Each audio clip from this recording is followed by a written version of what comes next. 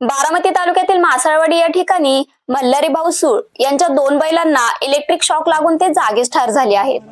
मासळवाडी या ठिकाणी दुपारी 12च्या दरम्यान मल्हारी मासाळ वय 75 हे आपल्या बैलगाडीसह कामानिमित्त शेतात निघाले होते, परंतु खांबावरील तार आधीच तुटून पडल्याने 2 बैलांना करंट लागून दोन्ही बैल जागीच मृत्युमुखी पडली। परंतु सुदैवाने शेतकऱ्याला कुठलीही इजा पोहोचली नाही। या शेतकऱ्यास भरपाई मिळावी अशी मागणी येथील ग्रामस्थांनी केली आहे। मल्हारी मावसळ गाव कुठलं? मासाळवाडी।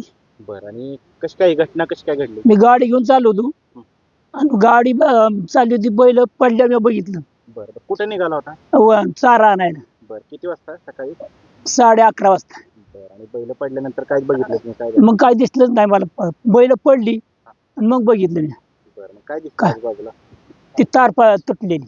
बरं, मग कोण आले का नाही पाहणी करायला? मग पुन्हा मी बोललो मोठ्याने। बरं, आणि मग एक माणूस आला ना, आम्ही धरून ओढत होतो, त्याला मला झटका बसला पाहिजे की बघलं झालो मग। बरं, मग कोण आलं का नाही? इथं वायरमॅन वगैरे आलतं का नाही? ना पुन्हा आली की। बरं, अजून दुसरं कोण आलतं का ह्याच्यातलं अधिकारी वगैरे काय पाहिलं? हा, आली ती। बरं, काय केलं त्यांनी त्याला टाइम? पोटू काढलं। बरं, आता काय मागणी तुमची? आमची मागणी काय नाही, पोट भरायचं कशावर मी, बैल मरली बॉम्ब आली असं असं काय करायचं, कशावर पोट भरायचं मी? पोळा आता उद्या आला। आता एवढीच 2 बैल होती का? एवढीच 2 बैल। किती शेती?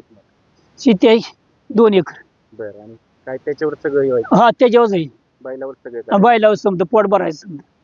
नमस्ते, मी विकास भगवान बारावकर, ग्राम महसूल अधिकारी मासाळवाडी। ही घटना घडल्यानंतर मला साधारणतः 12:30च्या आसपास समजले। त्वरित मी या ठिकाणी भेट दिली आणि पंचनामा तयार केला आहे। वैद्यकीय डॉक्टरांच्या PM चा रिपोर्ट आल्यानंतर आम्ही हे माझ्या वरिष्ठ ऑफिसमध्ये सबमिट करून जास्तीत जास्त शेतकऱ्याला मदत कशी मिळेल यासाठी प्रयत्न करेल।